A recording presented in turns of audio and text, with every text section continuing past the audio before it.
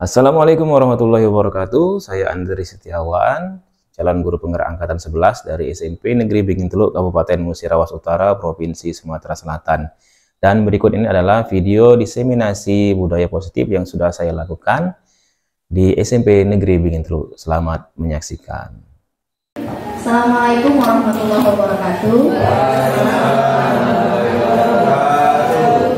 Terima kasih sudah menghadiri undangan kami, luar biasa sekali, masih bersemangat. Apa kabarnya Bapak Ibu Guru? Sehat? Masih bersemangat? Iya, baik. Kali ini kegiatan kita adalah penyebaran pemahaman dari Pak Andre, yaitu disiplin positif yang akan dibuat aksi nyata pada modul 1.4 tentang budaya positif.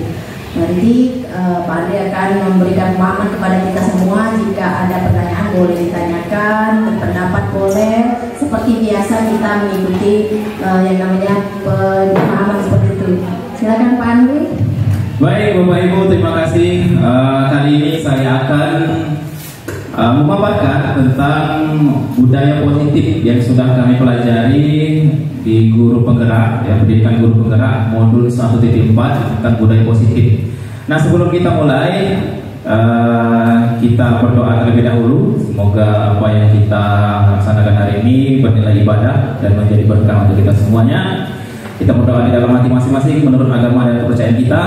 Kita mulai berdoa dari sekarang.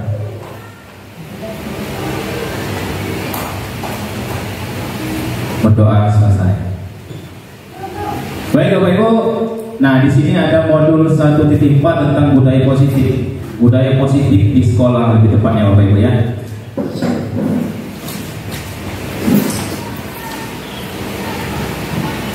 Ada pertanyaan di sini, disiplin positif dan nilai-nilai kebajikan universal. Makna dari kata disiplin. Adakah Bapak Ibu di sini yang tahu tentang kata disiplin? Kata disiplin. Gue yang minta coba.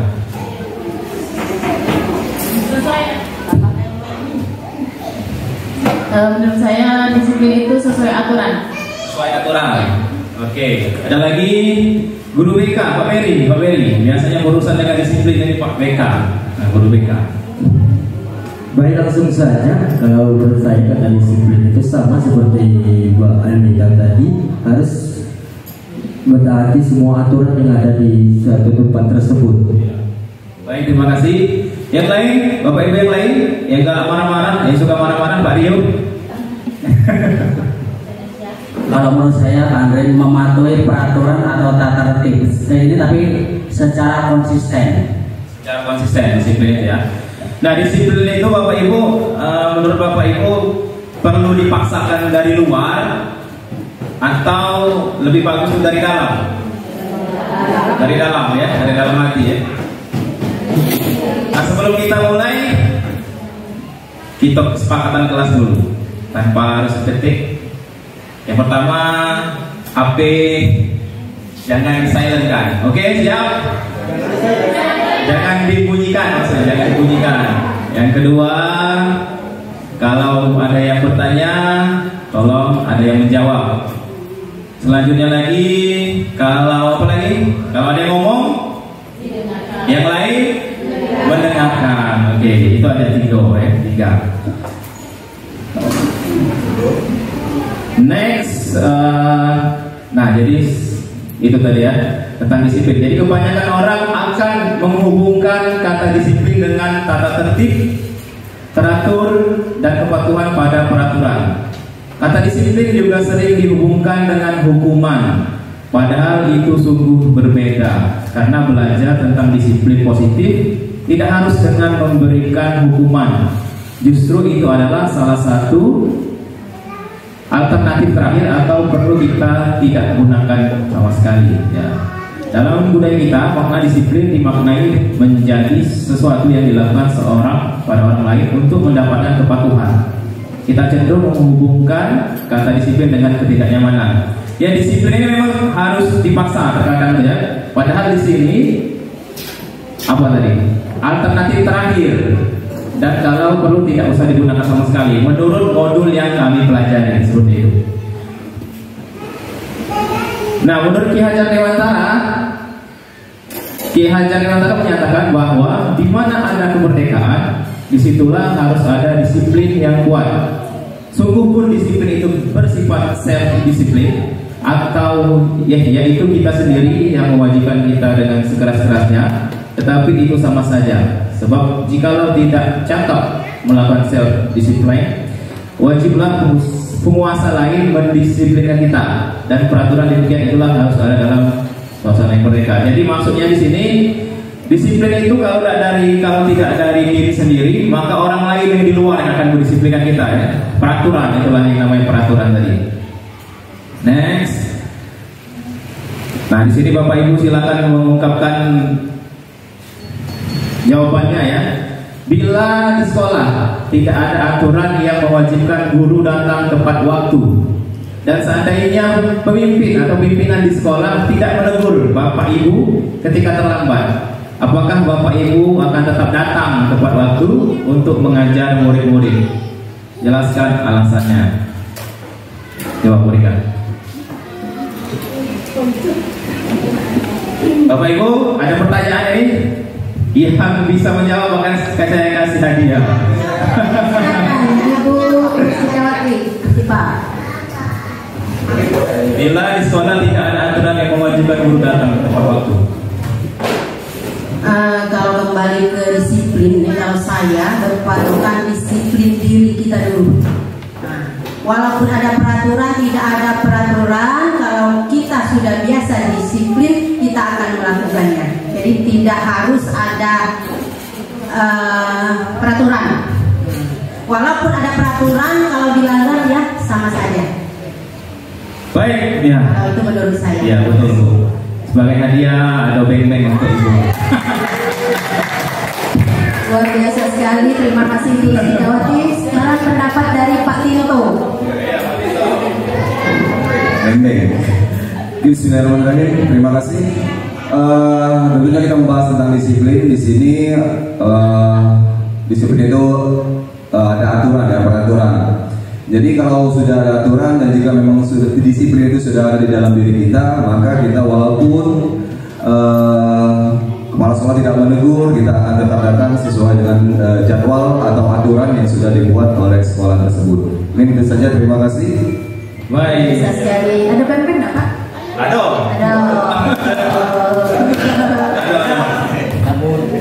Baik, masih ada yang lagi yang ingin memberi pendapat, boleh. Kalau kita next aja berikan, ya. Oke. Berikutnya tentang teori motivasi, hukuman, dan penghargaan serta restitusi. Nah, ada yang tahu nggak Bapak Ibu sebelum kita belajar, ada yang tahu nggak tentang perbedaan antara hukuman, penghargaan, dan restitusi? Guru BK-nya harus tahu ini sebetulnya. Yang tahu dapat permen. Hukuman itu yang bagaimana, kemudian penghargaan itu yang seperti apa, dan restitusi itu yang bagaimana pula. Nah, adakah yang tahu? Bu Res? Guru BK ini biasanya nih, doktrin ada ya, Bu apa coba?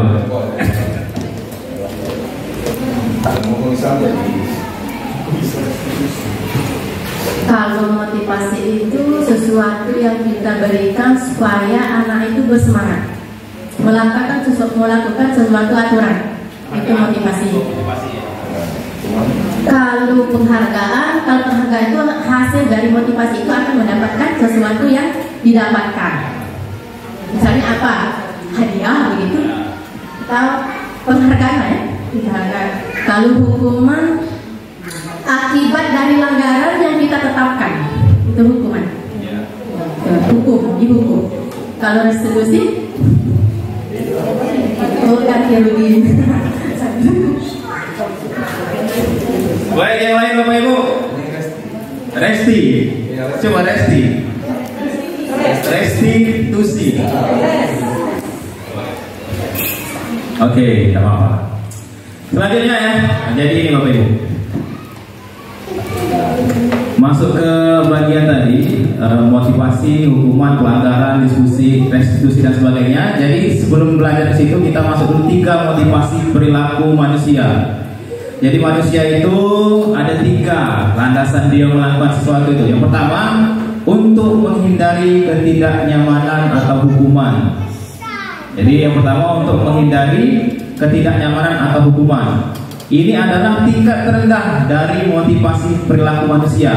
Biasanya orang yang motivasi perilakunya untuk menghindari hukuman atau ketidaknyamanan akan bertanya, apa yang akan terjadi bila saya tidak melakukannya? Ya, betul? Anak telat, misalnya di sini kita kasih hukuman. Kalau tujuan dia tadi cuma untuk menghindari hukuman, berarti itu bagian dari tingkat terendah dari motivasi diri dia sendiri ya, itu paling rendah. Misalnya guru datang ke sekolahan ikut rapat, kalau tidak dapat takut kena marah kepala sekolah. Itu masuk ke level ke-1 atau fase paling rendah dari motivasi perilaku manusia. Kemudian yang kedua, ini agak tinggi lagi, 1 tingkat di atasnya ya, untuk mendapatkan imbalan atau penghargaan dari orang lain. Jadi 1 tingkat di atas motivasi yang pertama, di sini orang berperilaku untuk mendapatkan imbalan atau penghargaan dari orang lain. Dengan motivasi ini akan bertanya, apa yang akan saya dapatkan apabila saya melakukannya?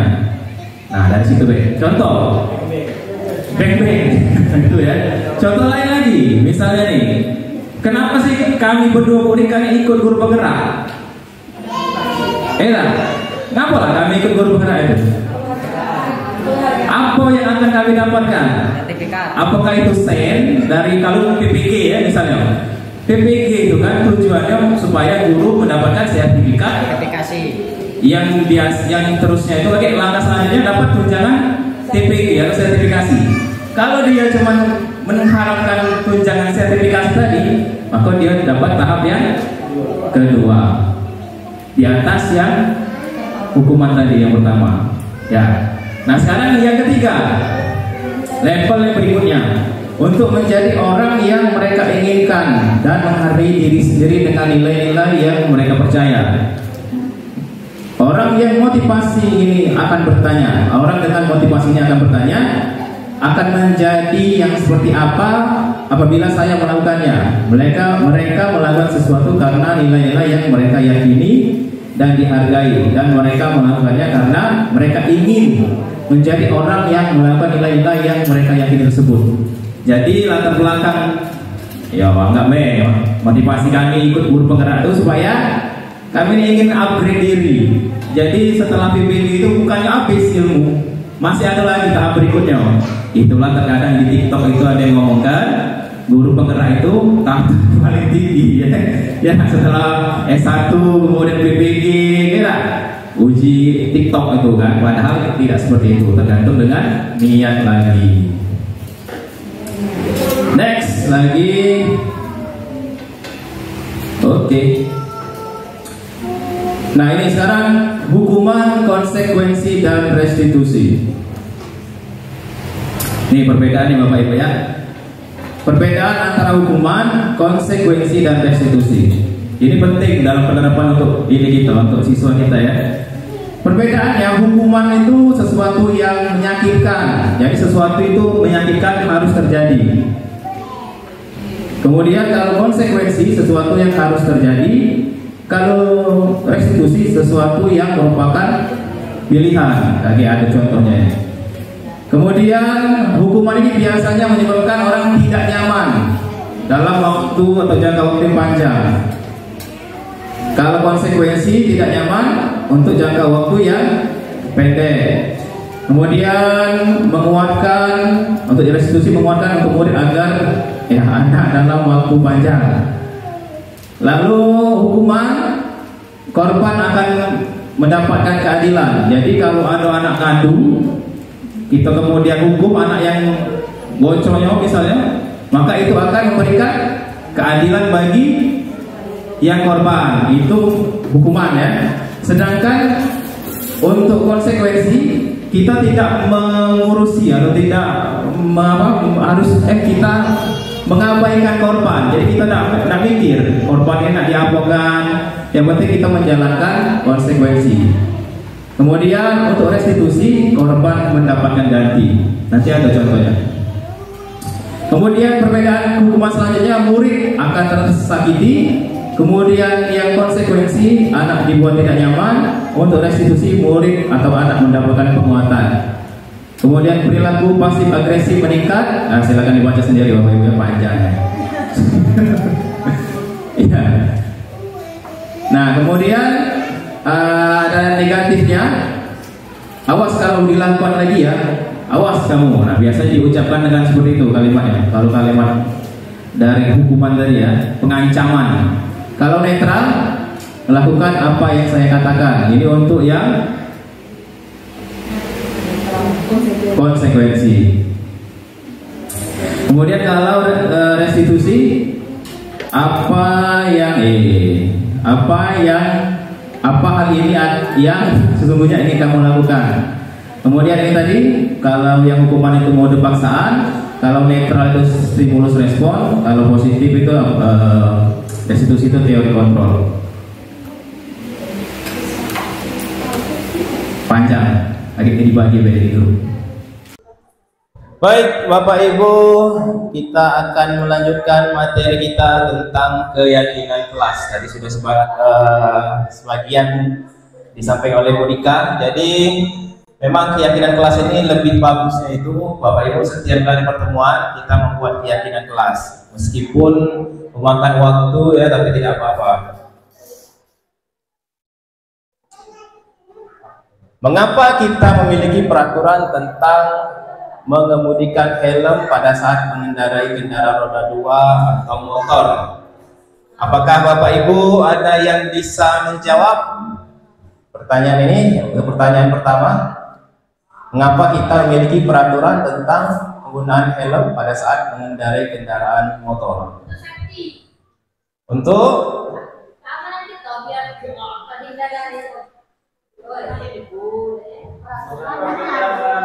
mengapa kita memiliki peraturan tentang penggunaan helm pada saat mengendarai kendaraan roda 2 atau motor? Yang pasti pembuat peraturan itu memikirkan keselamatan pengguna kendaraan roda 2. Salah satu standar keselamatannya itu adalah menggunakan helm, spion dan lain-lain seperti itu untuk menghindari kecelakaan. Oke, terima kasih buat tepuk tangan. Dan selanjutnya lagi pertanyaan yang kedua, mengapa kita memiliki peraturan tentang penggunaan masker dan mencuci tangan setiap saat? Ayo Bapak Ibu, silakan. Pak Deta. Silakan Bapak Ibu dikasih tanggapan berkaitan dengan pelajaran PJOK ini.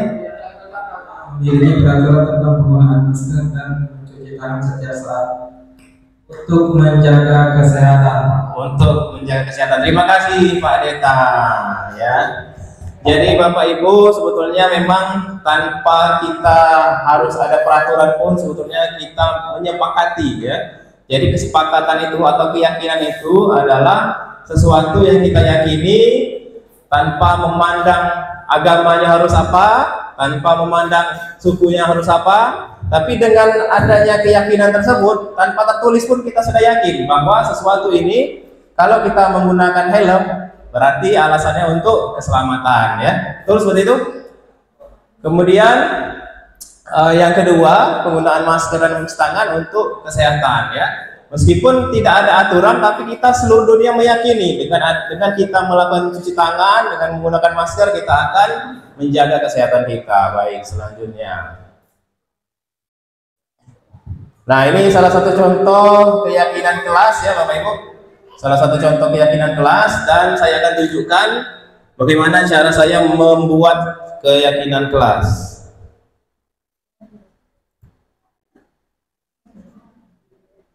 Ini belum sudah diedit. Ini saya tampilkan. Sebelum mulai ada buat dulu kesepakatan kelas ya, jadi kelas ya. Jadi selama kurang lebih berapa jam ini? sampai jam 9.30 ya. 9.30 kita buat peraturan kelas, kesepakatan kelas. Jadi masing-masing kamu harus patuh ya, harus makan dengan ini. Apa yang harus kita sepakati lah, ada tidak?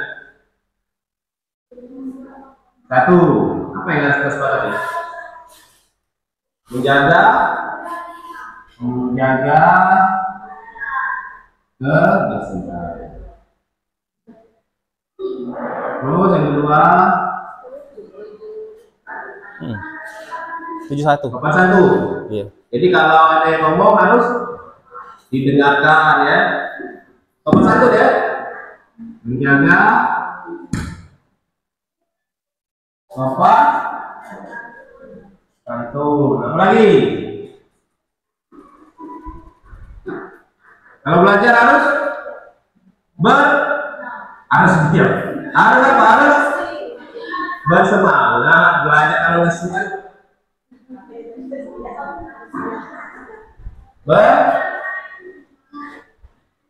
bersemangat saat belajar ya.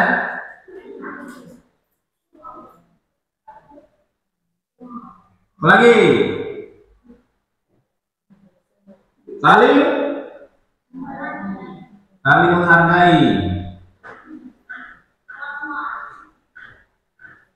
Saling menghargai itu berarti kalau ada yang ngomong kita harus mendengarkan, kalau dulu yang ngomong kamu harus mendengarkan ya, gitu ya. Paham ini? Kata? Ini keyakinan kelas kita ya.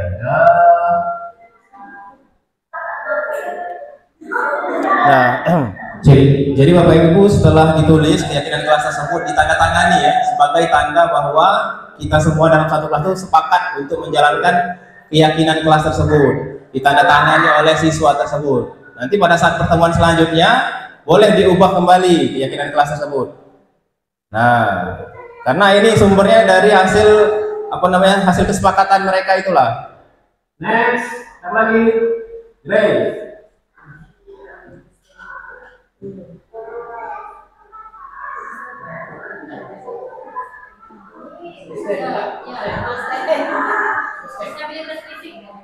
Disabilitas ya. Nah, jadi seperti itu Bapak Ibu ya. Jadi ditandatangani berarti kita sudah sepakat untuk menjalankan keyakinan kelas ini.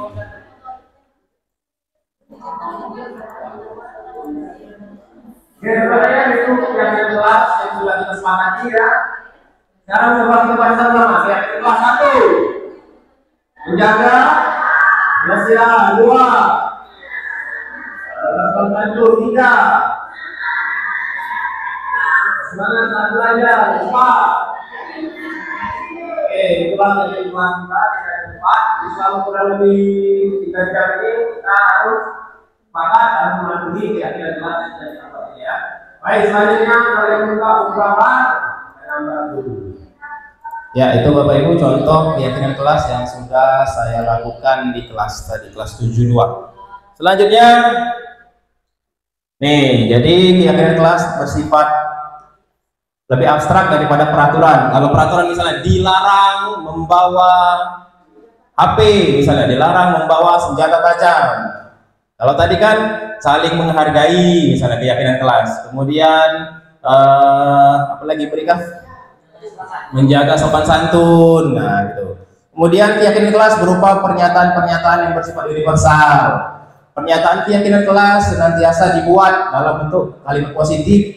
Kemudian keyakinan kelas hendaknya tidak terlalu banyak sehingga mudah diingat dan dipahami oleh semua warga kelas. Berikutnya lagi, keyakinan kelas sebaiknya sesuatu yang dapat diterapkan di lingkungan tersebut.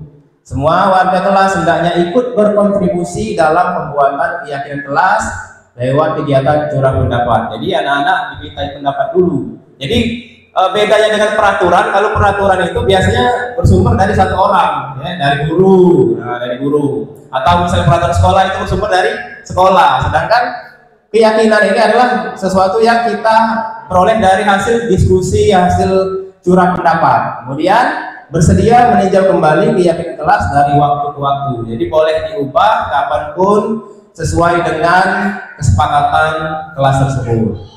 Next. Kemudian kita lanjut ke 5 kebutuhan mati. Cek. Bis baterai jangan-jangan. Cek. Bis baterai. Baik, selanjutnya tentang 5 kebutuhan dasar manusia. Di sini ada video Bapak Ibu ya, kita saksikan dulu video ini.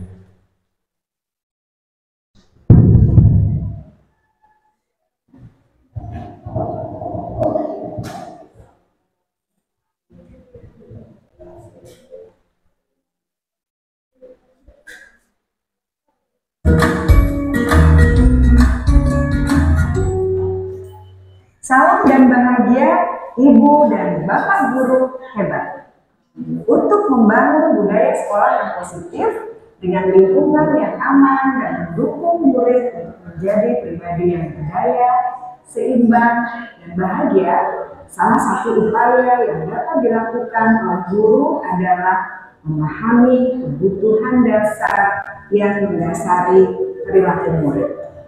Pada video kali ini, kita akan membahas tentang 5 kebutuhan dasar manusia.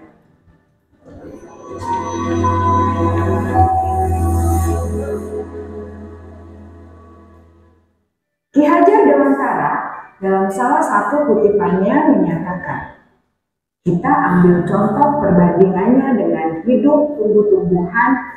Seorang petani dalam hakikatnya sama kewajibannya dengan seorang pendidik yang menanam padi misalnya. Hanya dapat menuntun tumbuhnya padi.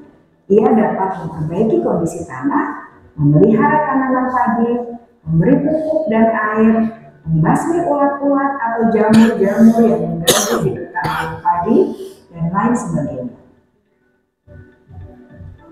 Ketika guru memahami kebutuhan apa yang mendasari perilaku murid, dan guru berusaha menuntun dan mendukung murid dalam memenuhi kebutuhannya secara positif, pada hakikatnya guru tersebut ibarat seorang petani yang sedang berusaha memahami kebutuhan masing-masing tanaman, dan ia berusaha memenuhi kebutuhan tanaman tersebut agar dapat tumbuh dengan subur dan maksimal. Dr. William Glasser, seorang psikiater dari Amerika Serikat, menyatakan bahwa seluruh tindakan manusia memiliki tujuan tertentu, yaitu memenuhi kebutuhan dasarnya. Ketika kelima kebutuhan dasar telah terpenuhi secara memadai, maka murid akan tumbuh dengan seimbang dan bahagia. Sebaliknya, ketika kebutuhan dasar tidak terpenuhi dengan baik, maka seseorang akan mengalami emosi negatif seperti bosan, sedih, dan kecewa. Bahkan mereka dapat melakukan perbuatan yang bertentangan dengan nilai-nilai kebajikan atau melanggar peraturan. Dengan kata lain, perilaku buruk seseorang biasanya adalah respons dari kebutuhan yang tidak terpenuhi. Namun, mereka tidak tahu cara untuk menunjukkannya. Ada 5 kebutuhan dasar manusia menurut Dr. William Glasser, yaitu yang pertama, kebutuhan untuk bertahan hidup atau survival. Yang kedua, kebutuhan untuk merasa diterima atau love and belonging. Yang ketiga, kebutuhan akan kebebasan atau freedom. Yang keempat, kebutuhan akan kesenangan atau fun. Dan yang kelima, kebutuhan akan penguasaan atau power. Kebutuhan dasar yang pertama adalah kebutuhan yang bersifat fisiologis untuk bertahan hidup atau survival. Misalnya, kesehatan, rumah, dan makanan.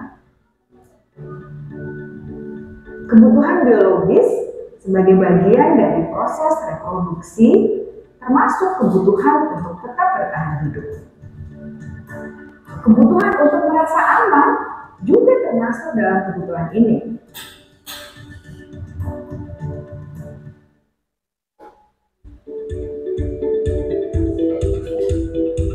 Agar murid dapat belajar dengan baik, kebutuhan mereka akan rasa aman, pangan, sandal, dan papan harus terpenuhi.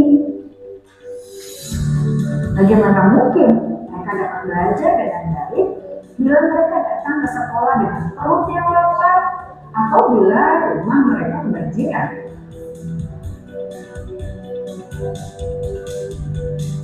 Setelah kita mengetahui kebutuhan pertama yang sebagian besar bersifat fisiologis, mari kita lihat kebutuhan kedua sampai kelima yang semuanya berhubungan dengan psikologis.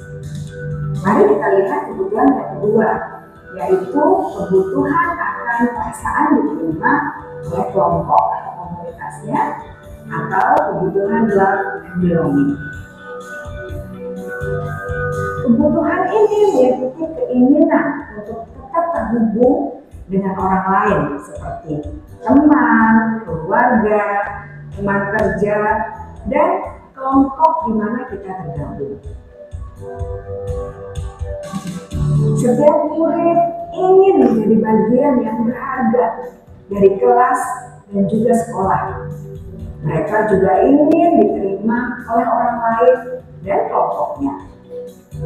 Bahkan, murid yang terlihat paling cuek pun jauh di dasar hatinya pasti ingin merasa diterima. Sebagai guru, seharusnya kita dapat menerima murid kita apa adanya, sesuai dengan kodratnya. Karena setiap murid adalah unik. Mereka memiliki kekuatannya masing-masing, sehingga guru seharusnya bisa menciptakan kesempatan untuk murid berkolaborasi dan memiliki ikatan emosi satu sama lain. Murid-murid yang memiliki kebutuhan yang besar untuk merasa diterima, biasanya mereka belajar karena suka pada gurunya, dan mereka juga suka bekerja dalam kelompok. Kebutuhan yang ketiga adalah kebutuhan akan kebebasan atau kebutuhan membuat pilihan. Murid harus diberi kesempatan untuk membuat pilihan dan bertanggung jawab atas pilihan yang mereka telah ambil. Memberi mereka kebebasan bukan berarti membiarkan mereka melakukan apa saja yang mereka mau, melainkan lebih memberi mereka kesempatan untuk membuat pilihan, menyuarakan pendapat mereka dengan percaya diri, dan memberi mereka kesempatan untuk mencoba hal-hal yang baru. Pembelajaran dengan metode yang beragam dan menarik juga akan memenuhi kebutuhan murid tentang kebebasan ini. Pembelajaran berdiferensiasi, di mana guru menyediakan beberapa jenis tugas yang bisa dipilih oleh murid sesuai minat mereka, sangat baik untuk mengembangkan murid menjadi lebih mandiri dan memiliki motivasi internal. Karena kebutuhan akan kebebasan pada dasarnya adalah kebutuhan untuk mandiri, memiliki otonomi, memiliki pilihan, dan mampu mengendalikan arah hidupnya sendiri.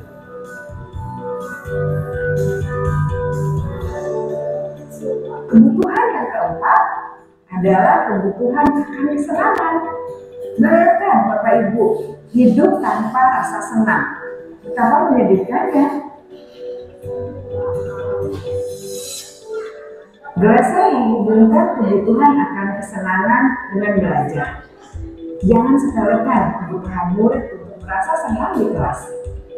Sebagai guru, jangan ragu-ragu untuk dengan sengaja memasukkan kegiatan yang menyenangkan dalam kelas. Murid-murid dengan kebutuhan dasar kesenangan yang tinggi ingin menikmati apa yang mereka lakukan. Mereka juga konsentrasi tinggi saat mengerjakan hal-hal yang disenangi.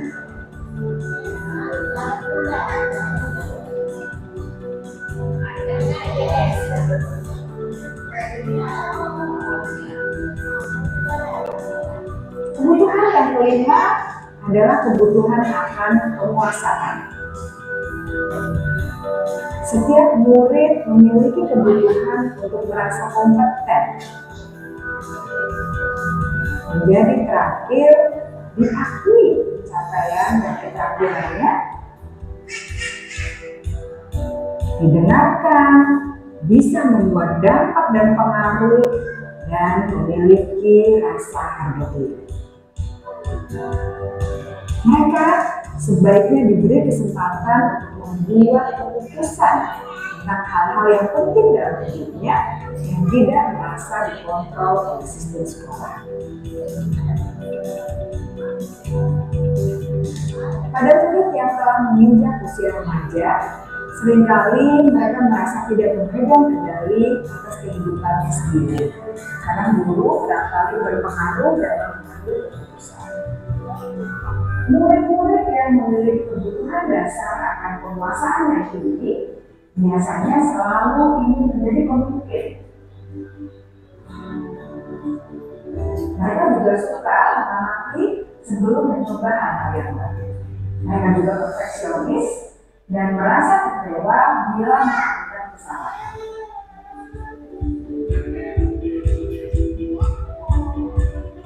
Ibu dan bapak guru sangatlah penting bagi kita untuk mengetahui kebutuhan dasar murid-murid, agar kita memahami alasan di balik sikap dan tingkah laku mereka. Bila murid berperilaku buruk atau melanggar peraturan sehingga tindakannya tidak sesuai dengan nilai pendidikan, maka guru harus mencari tahu alasan yang mendasari tindakan tersebut dan kebutuhan apa yang perlu terjadi. Melalui percakapan dengan guru dalam pendekatan disiplin positif, murid dapat diajar untuk bersikap efektif dalam mengenali kebutuhan dan berusaha mereka penuhi dan mendasari tindakan mereka.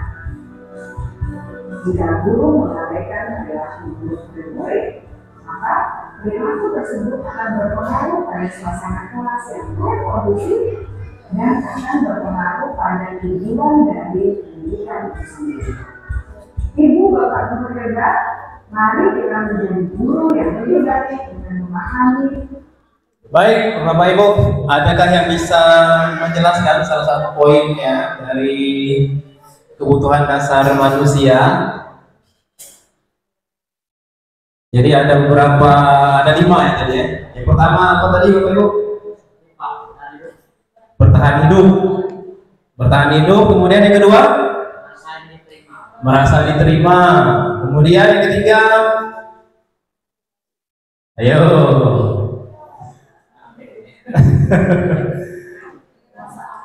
Penguasaan ya. Ya, yang keempat? Kesenangan. Dan yang kelima? Kebebasan. Jadi kalau ada murid yang ngantuk, Bapak Ibu guru ngantuk juga mungkin ya. Mungkin ada salah satu dari 5 kebutuhan itu yang belum terpenuhi. Misalnya kebutuhan kesenangan, datang ikuti rapat itu membosankan, bisa jadi ya, seperti itu kan. Nah, itu 5 kebutuhan dasar manusia. Jadi kalau ada masalah dengan siswa, memang kita itu harus mencari tahu apa penyebabnya. Next.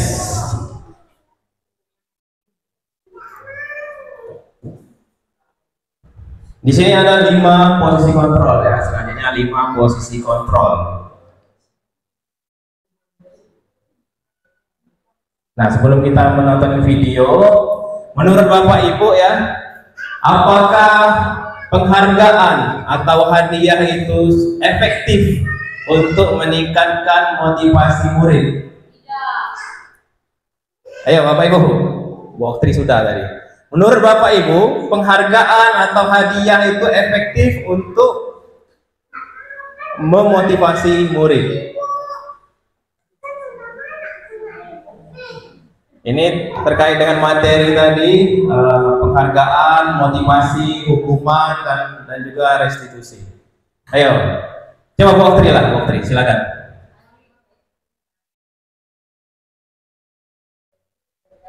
Apakah penghargaan atau hadiah itu efektif untuk mendisiplinkan siswa? Tidak. Alasannya kenapa?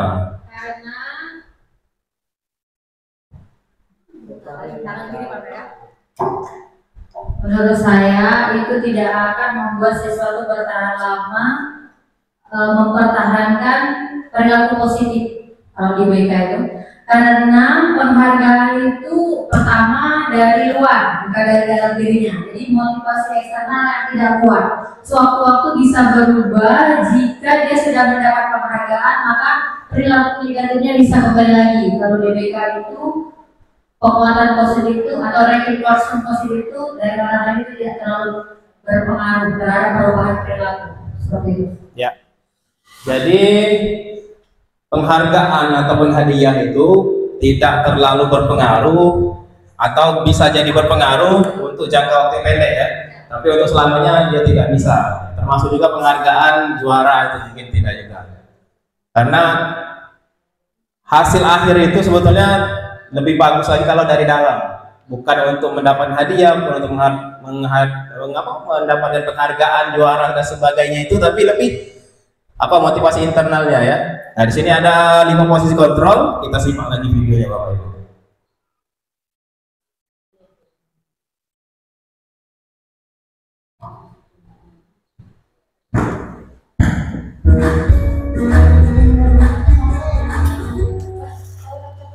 Salam bahagia Ibu dan Bapak Guru hebat.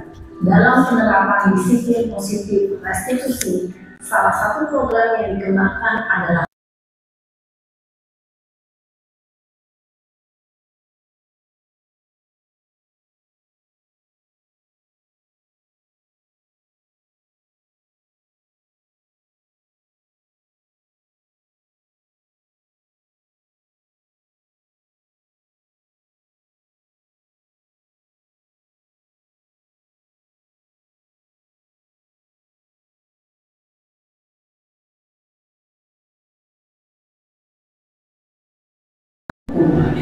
dua, posisi pembuat masalah. Tiga, posisi anak. Empat, posisi pemantau atau monitor. Dan lima, posisi manajer. Untuk lebih memahami kelima posisi tersebut, mari kita saksikan kasus kemarin yang terlambat hadir 20 menit di sekolah dan melihat bagaimana kelima posisi kontrol dalam menghadapi masalah tersebut.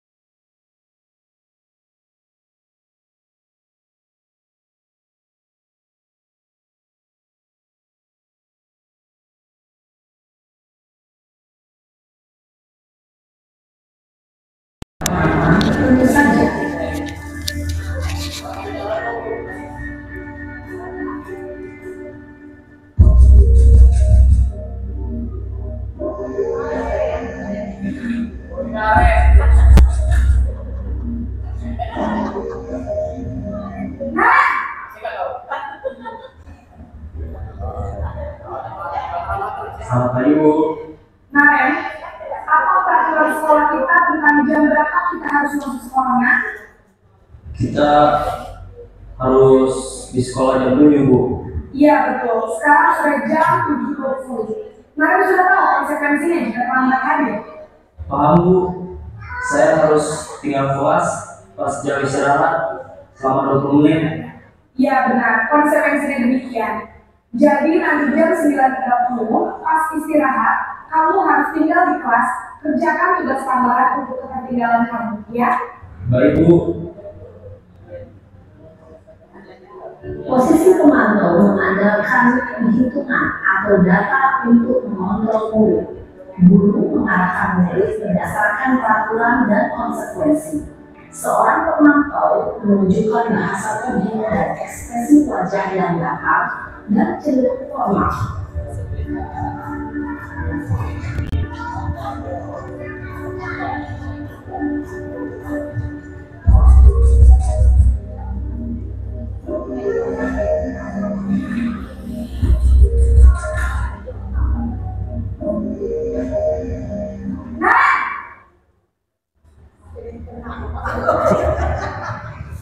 Selamat pagi Bu.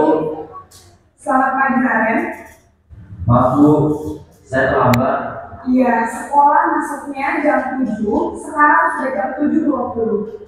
Jadi sekarang bagaimana ini, Ren? Maaf Bu, saya lupa soal tes semalam. Baiklah, menurut kamu, keyakinan sekolah yang mana yang perlu kamu tingkatkan? Menghargai diri sendiri dan orang lain mungkin Bu. Setuju. Jadi, apakah Naren meyakini prinsip saling menghormati tersebut? Iya Bu, saya meyakininya. Apakah Naren bersedia memperbaiki masalah keterlambatan ini? Bersedia Bu. Bagaimana kamu akan memperbaiki masalah keterlambatan ini? Saya akan coba untuk tidak lupa menyetel alarm saya Bu. Baik, kalau Naren menyetel alarm di rumah, ada orang yang kira-kira bisa bantu mengingatkan tidak? Ada Bu, kakak saya, Kak Emma. Ada lagi selain Kak Emma? Selain Kak Emma, ada ibu saya. Baik, jadi yang mengingatkan Naren adalah Kak Emma dan ibu kamu ya? Kira-kira akan mulai saya alarm kapan nih, Naren? Setelah pulang sekolah, akan segera saya lakukan. Baik, jadi Naren akan setel alarm untuk bangun besok pagi dan akan diingatkan oleh kakak dan ibu dan Naren ya. Ada lagi yang mesti perlu dilakukan, Naren, agar tidak terlambat bangun lagi. Tidak ada Bu. Baik, Naren, terima kasih untuk kerjasama kamu. Sekarang kamu perlu kembali ke kelas untuk belajar. Baik Bu, terima kasih. Posisi manajer adalah posisi kontrol yang disarankan untuk memimpin murid memiliki sikap disiplin yang positif, yaitu murid yang mandiri, bertanggung jawab, dan dapat memecahkan masalah. Tujuan dari posisi ini adalah agar murid dapat berefleksi atas tindakannya.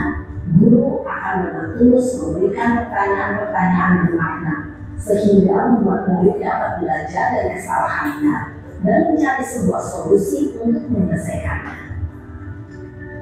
Ibu dan bapak guru hebat, setelah mengamati adegan kelima posisi kontrol tadi, kira-kira posisi mana yang paling ideal? Posisi mana yang dapat menunjang motivasi intensif murid? Ya, tentu posisi manajer. Posisi ini memang posisi ideal dan ingin dituju setiap pendidik. Pada posisi inilah, guru dapat menerapkan disiplin positif dan berpihak pada murid yang memerdekakan murid. Perjalanan seorang pendidik tentunya tidak mudah untuk sampai pada posisi. Baik Bapak Ibu, selanjutnya coba kita ngantuk sudah jam 12 ini, tapi minta waktunya lagi Bapak Ibu ya. Selanjutnya tentang segitiga restitusi. Jadi di sini adalah cara untuk mengatasi permasalahan siswa dengan menggunakan teknik segitiga restitusi Bapak Ibu ya. Dan di sini sudah saya coba dengan siswa penerapan segitiga restitusi terhadap dua jenis kasus.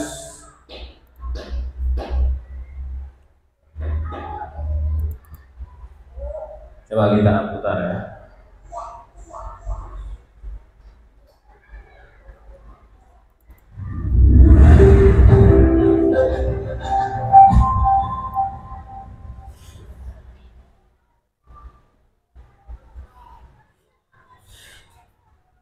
Assalamualaikum warahmatullahi wabarakatuh. Saya Andri Setiawan dari YouTube. Saya merupakan calon guru penggerak 11 dari Kabupaten Musi Rawas Utara, Provinsi Sumatera Selatan. Dan berikut ini adalah contoh reklamasi di institusi yang sudah saya lakukan di sekolah saya. Selamat menyaksikan. Ada? Ya, Pak. Ada tahu kenapa Pak panggil turun ini? Nggak tahu. Betul, nggak tahu. Ya. Pada informasi pada pelaporan katanya ada di Mampang Keras. Betul. Kenapa? Ayu fitnah saya mengambil ayu padahal enggak tidak ada laporan. enggak Jadi tiba-tiba ada fitnah ya. Kemudian karena ada laporan ada emosi. Mengambil sama ayu. Oh, jadi karena ada tersebut ayu ada laporan. Pak juga kalau misalnya di dinas seperti ini, kalau Pak tidak namanya Pak juga akan emosi. Tapi kenapa ada yang tidak melakukan hal yang berbeda sih Pak misalnya selain orang lain? Ada bisa berkuliah karena ada emosi. Kenapa ada yang dilakukan? saya bisa mengontrol emosi saya Karena ada masih bisa mengontrol emosi.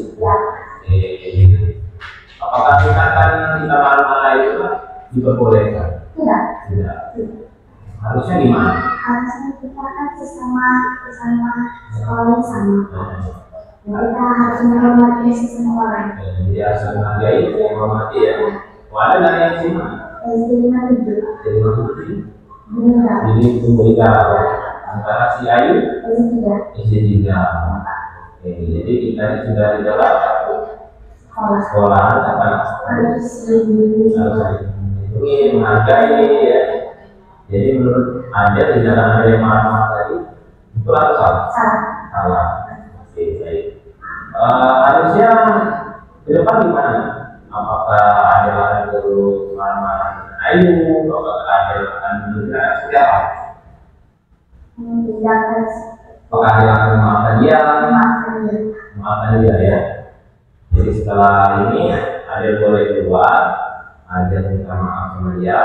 Nanti Pak akan panggil juga si Ayu untuk memberikan masukan dia ya, supaya jangan lagi menghina ya. Oke, sekarang Anda boleh keluar dan kembali ke kelasnya ya. Silakan.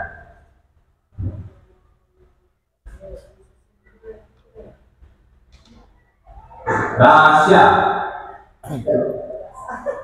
Kamu tahu kenapa hari ini Pak panggil ke ruangan Pak? Kenapa? Karena saya terlalu lagi, Pak. Terlambat lagi ya? Jadi ini kalau terhitung ini sudah yang 3 kalinya yang terlambat di pelajaran Pak. Kebetulan hari ini hari Kamis dan pelajaran seni budaya itu jam berapa? Jam pertama.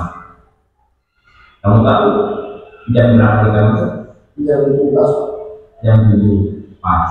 Sudah ada tanda-tanda memang. Jam 7.30. Artinya kamu terlambat 30 menit. Ini sudah yang 3 kali loh, ya. Pak sekarang mau tanya sama kamu ya, kenapa kamu bisa terlambat? Saya Mendadak. Ya. Mendadak sampai jam berapa kamu? Sampai jam 3. Jam 3 subuh. Iya. Apa ya? Ngapain kamu sampai jam 3 subuh? Main game terus sampai jam 3 subuh. Jadi selama 3 tahun lama ini kami itu main game sampai jam 3 subuh. Memang sih kalau main game itu memang asik ya. Kadang-kadang kita sambil bawa Pak juga kalau lagi misalnya sudah atau kosong, sudah selesai semua pekerjaan, Pak juga kadang-kadang main game ya. Pak sangat hobi sih main game. Tapi menurut Tasya, apakah seorang pelajar tersebut layak bermain game sampai jam 3 subuh? Tidak. Menurut Tasya bagaimana? Apakah harus dibatasi bermain gamenya atau atau memang harus dilarang atau seminggu lagi? Buatin aja. Biasanya Rasya tidurnya jam berapa kalau itu? Jam 10 malam. Biasanya ya. Oh, jadi kemarin itu mungkin karena terlalu kan? Jadi sampai lupa waktu. Sampai jam 3 subuh, kemudian kamu tidur dari jam 3 sampai jam 7. Jam 7 baru bangun, baru mandi, baru ke sekolah. Betul. Baik. Kenapa tidak mau terlalu jalan karena memang pelajaran di sekolah itu memang kadang-kadang bikin kita pusing ya, banyak tugas, banyak tekanan ya dari guru-guru ya, kayak gitu. Tapi apakah menurut Rasya seorang pelajar itu boleh anak terus, boleh berjalan terus? Tidak boleh. Kenapa? Karena pelajar itu wajib untuk belajar. Wajib. Jadi sekarang apakah Rasya mau berubah? Berubah untuk tidak terlambat lagi? Kira-kira apa yang bisa dilakukan supaya tidak terlambat? Tidur di awal. Tidur di awal. Kemudian gini gimana? Kemudian dikurangi. Dikurangi. Apakah kita harus berhenti lagi? Tidak ya. Jadi mungkin apa yang bisa dilakukan untuk menghindari tersebut? Dikurangi sih Pak. Dikurangi sampai mungkin ada batasan apa? Sampai jam 9.25. Jam 9.30 lah ya. Jadi Rasya akan berjanji untuk membatasi permainan gamenya, bermain game sampai jam 9.30 setiap malam ya. Rasya sudah berjanji, dan kalau misalnya di rumah tidak ada yang mengingatkan, apakah Rasya bisa menerapkan hal tersebut? Apa misalnya memasang alarm, apa menyuruh adik, atau meminta tolong ibu, gimana itu? Meminta tolong ibu untuk mengingatkan supaya jangan berlebihan. Supaya jam 9.30 sudah berhenti. Baik. Kalau gitu Pak catat ya, sebagai suatu komitmen Rasya, semoga nanti Rasya tidak terlambat. Baik, sekarang kamu boleh keluar dan silakan masuk kelas.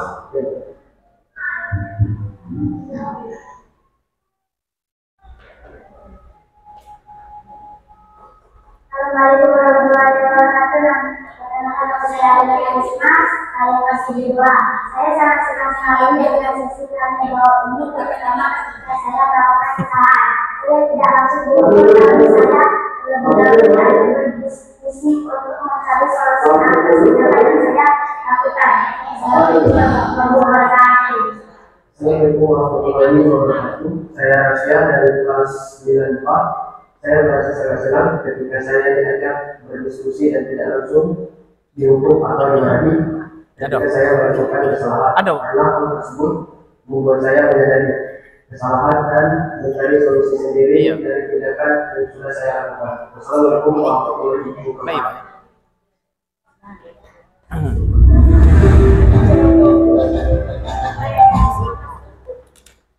Oh ini mic ya.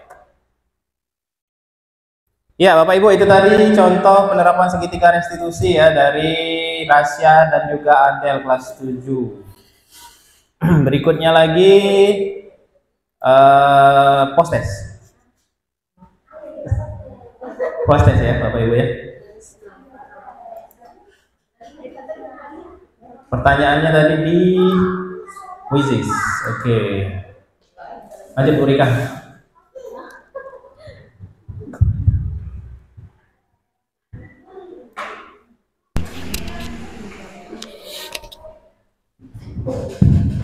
Minta waktunya sebentar lagi Pak, tinggal post test.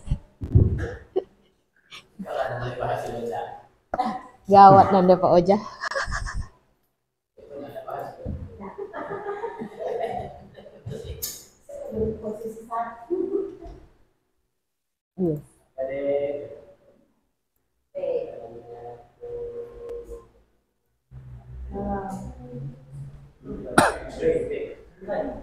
Belum. Bagikan.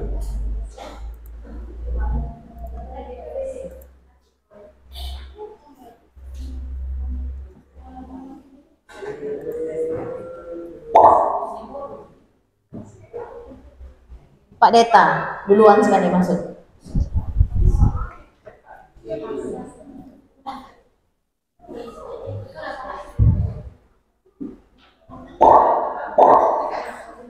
Pak Sahidin. Ya Allah, Pak Oja pasti kejut aku.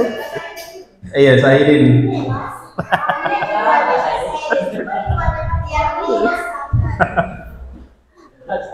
Galak ngadi-ngadi Pak Oja.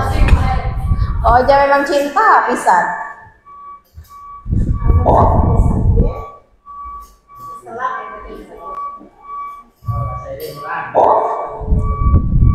Ya, 6 peserta Bapak Ibu silakan.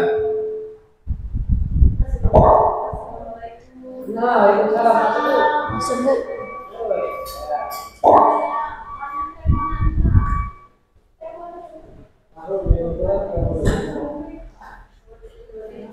Delapan orang peserta, masih ditunggu, lanjut. Tik, masuk Tik, tolong Bu Arti.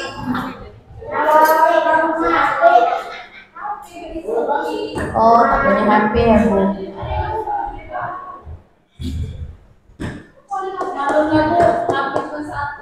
Ya, nanti beli 2 Bu ya, dari Tunas Kelapa kemarin.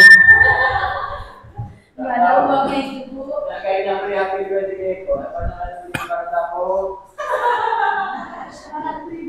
Sembilan peserta. Ada lagi Bapak Ibu yang tidak masuk? Ada di grup WA ya, di grup WA.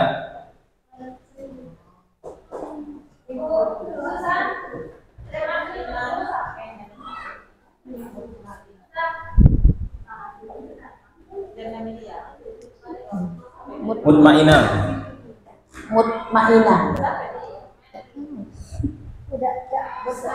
Udah rompok.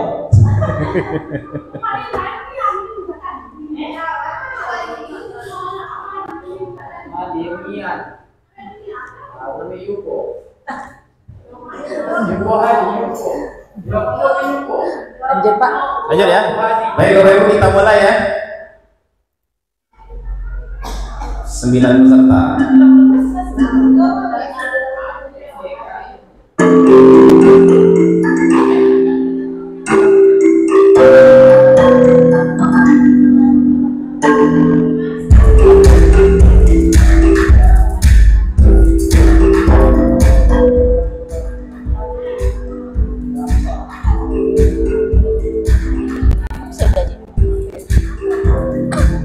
Satu muka.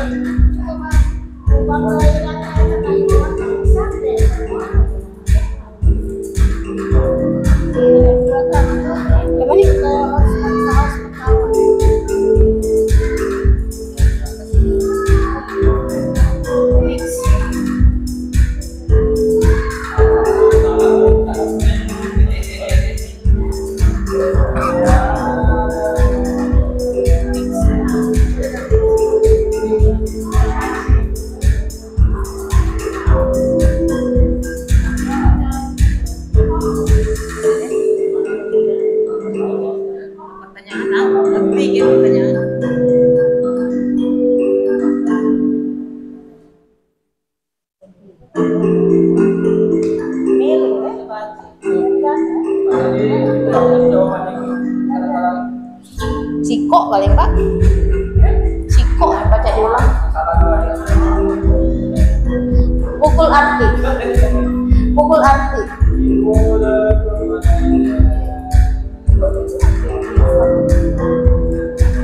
Soalnya 10 soal mengenai pemahaman yang kami sebarkan tadi.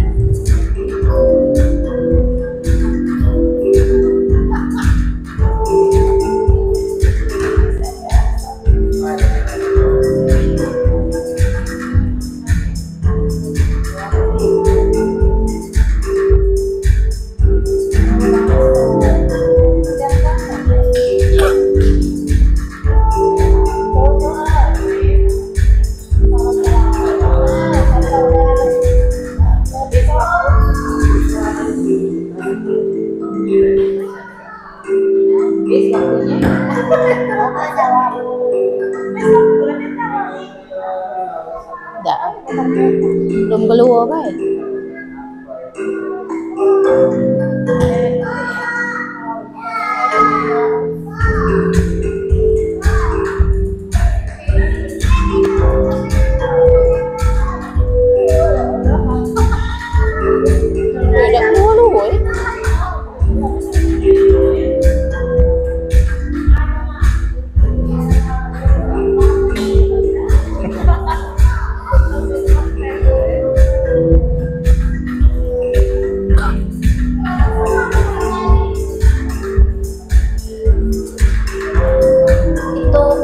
Sementara kelas mandiri.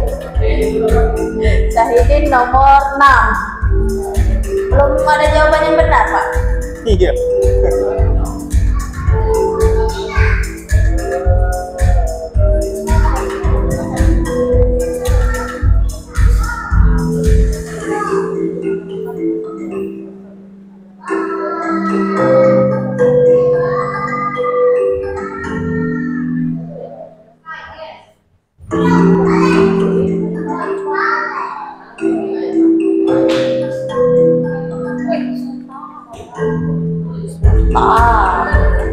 Berada posisi paling atas, Suta.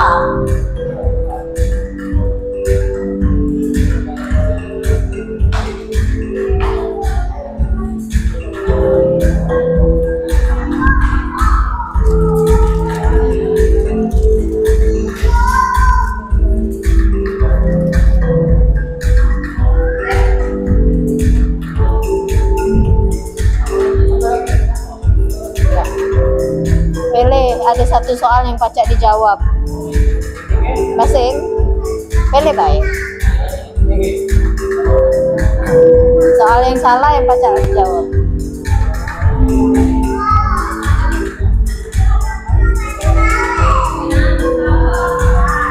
Bentar lagi ya, Suta. Dikit lagi. Suta mau coklat?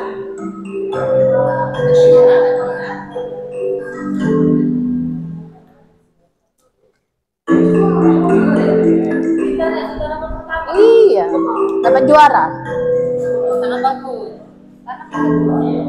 Terima kasih.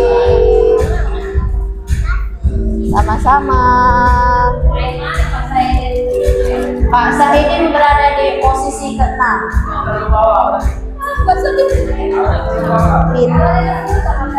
Pintar Pak Syahidin.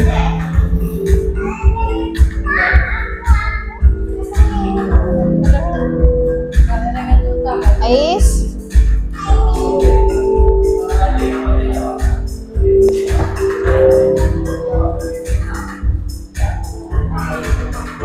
Ayo.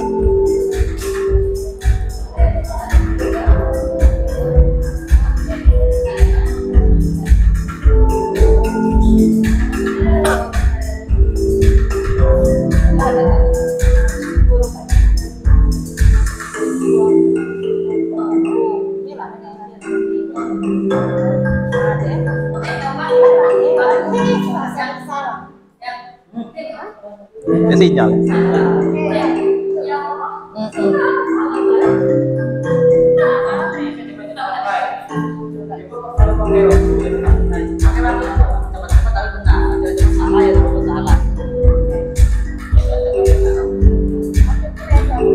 Pilih baik.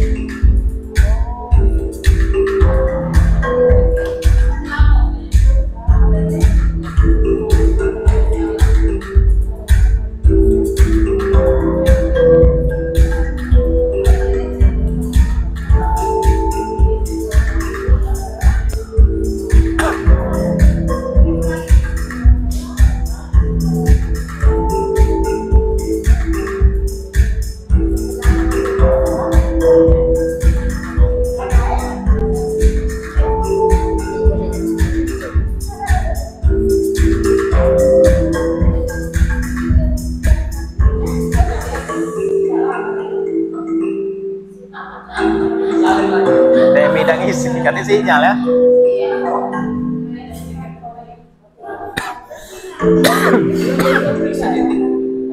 Ayo Deden, semangat. Oke, belum selesai. Semangat. Oh ya, belum semangat. Oke, baik.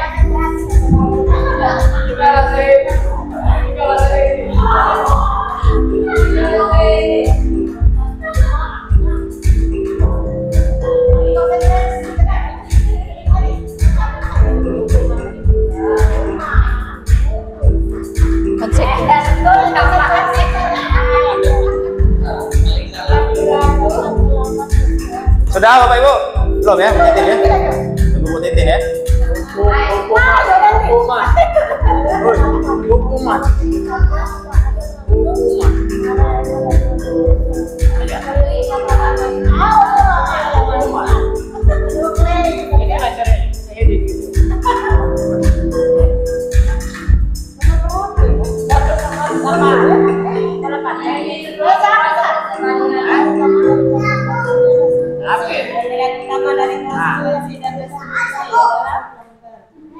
Kita nunggu Bu Titin, 2 soal lagi, kasihan.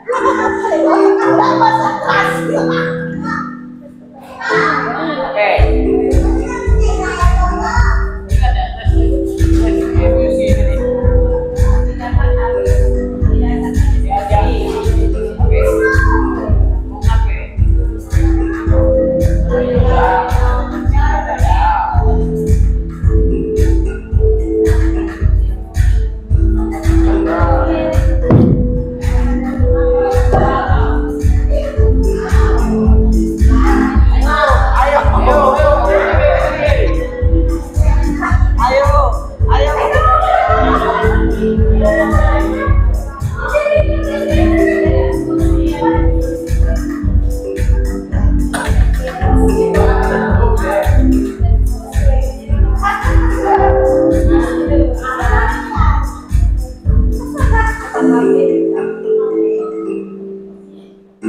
Yeay. 2 soal lagi.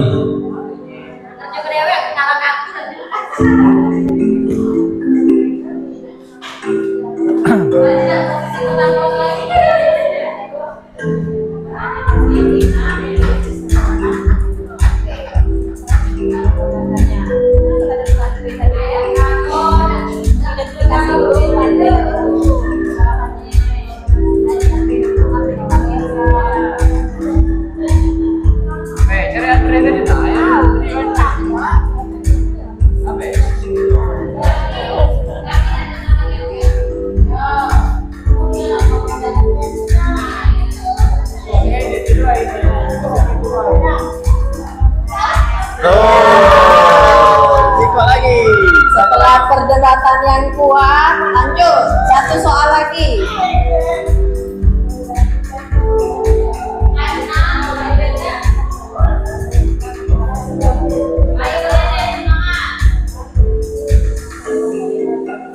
Jangan menerka, kau jadilah salah singkong, woi. Salah singkong jadilah. Bukan. Ya baik, kita akhiri ya.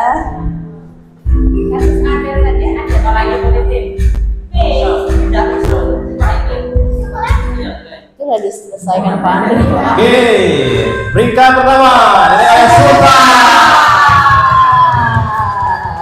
Peringkat kedua diraih oleh Pak Deta. Yang ketiga Ibu Aprilia. Ibu Aprilia. Yeay, beng beng. Terima kasih. Ya, suka. Selesai. Baik, Bapak Ibu. Coba sekarang saya mau tanya, perbedaan hukuman restitusi dengan konsekuensi. Siapa yang tahu? Hukuman, contohnya. Bagaimana contoh hukuman, contoh konsekuensi dan contoh restitusi. Ya, contoh, Mario. Ini kalau belajar dari soal tadi kan nanti ada yang salah. Kalau hukuman itu contohnya kalau yang terlambat datang langsung dihukum dari lapangan, itu contoh hukuman. Contoh konsekuensi, misalnya ada anak yang mencoret-coret meja, konsekuensi itu suruh menghapus kembali coretannya. Kalau contoh yang restitusi tadi kalau disuruh barang hilang, nah barangnya hilang kan. Nah, restitusi itu contohnya barang hilang suruh mengembalikan lagi apa barang yang dihilangkan tadi. Seperti itu contoh besar. Baik, Bapak Ibu, jadi perbedaannya hukuman itu kadang-kadang tidak nyambung dengan perbuatan. Misal, anak tadi telat disuruh bersihkan sampah, ya kan tidak nyambung gitu kan?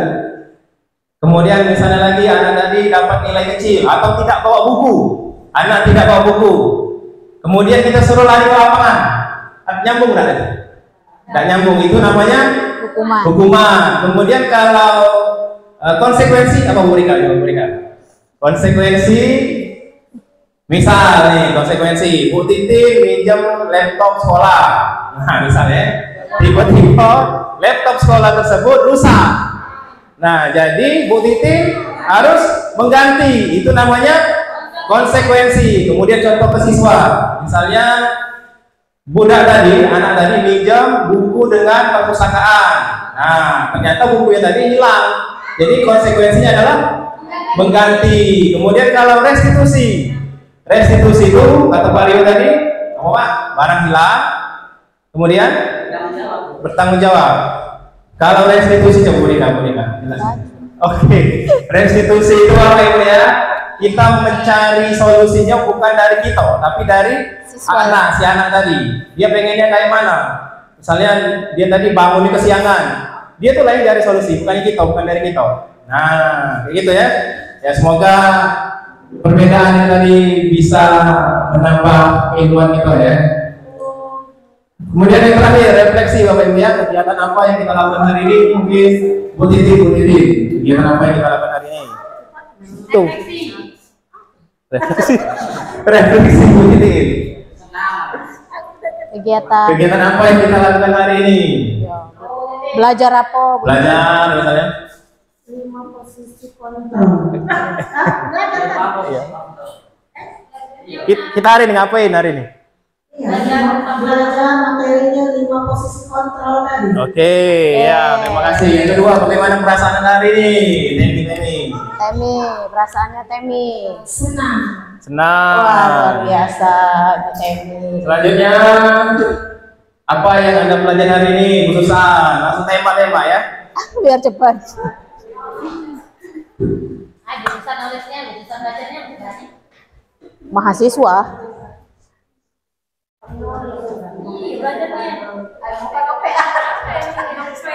Salah satunya Bu Susan yang kita pelajari hari ini, yang Bu Susan pahami tentang hukuman.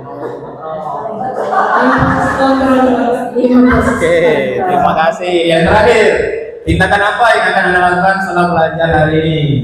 Pak Rio. Menerapkan apa yang sudah didapatkan pada hari ini. Luar biasa. Terima kasih Bapak Ibu. Kita depan sini kita halo dulu dari kamera biar masuk kamera. Jadi terima kasih waktunya Bapak Ibu sudah berkunjung, sudah datang ke undangan kami diseminasi tentang budaya positif, penerapan disiplin positif. Kemudian apa lagi mereka? 5 posisi kontrol, 5 posisi kontrol, konsekuensi, ya. keyakinan kelas. Itu materi ini mudah-mudahan bisa dipahami dan bisa diterapkan di pembelajaran atau di kelas Bapak Ibu masing-masing. Ya terakhir kita tutup ya Bu Rika ya. Marilah kita tutup dengan melepaskan nafas hamdalah. Alhamdulillahirobbilalamin. Assalamualaikum warahmatullahi wabarakatuh.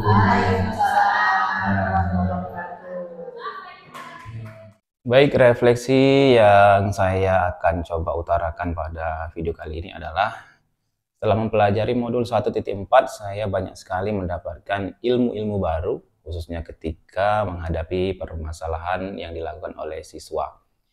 Jadi tidak serta-merta guru tersebut harus memberikan hukuman, tapi seorang guru memang harus membangkitkan motivasi internal si murid tersebut.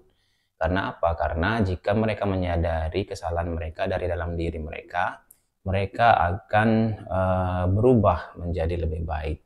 Jadi ada banyak sekali yang saya dapatkan tadi, diantaranya 5 posisi kontrol, kemudian keyakinan kelas, kemudian lagi ada penerapan segitiga restitusi yang sangat berkesan bagi saya. Dan untuk kedepannya, perbaikan yang akan saya lakukan adalah saya akan selalu membuat catatan-catatan kecil apa yang sudah saya lakukan pada saat ini di kelas ini, kemudian saya akan selalu memperbaiki hal-hal yang sudah saya catat tersebut, sehingga hal-hal yang kurang baik sebagai seorang guru akan saya kurangi. Misalnya saya tidak akan marah-marah lagi, saya tidak akan mudah menyalahkan murid, tapi akan lebih introspeksi diri kenapa murid tersebut melakukan hal yang demikian. Baik, demikianlah refleksi dan umpan balik terhadap modul 1.4 budaya positif, suatu modul yang sangat luar biasa berkesan bagi saya. Terima kasih. Wassalamualaikum warahmatullahi wabarakatuh.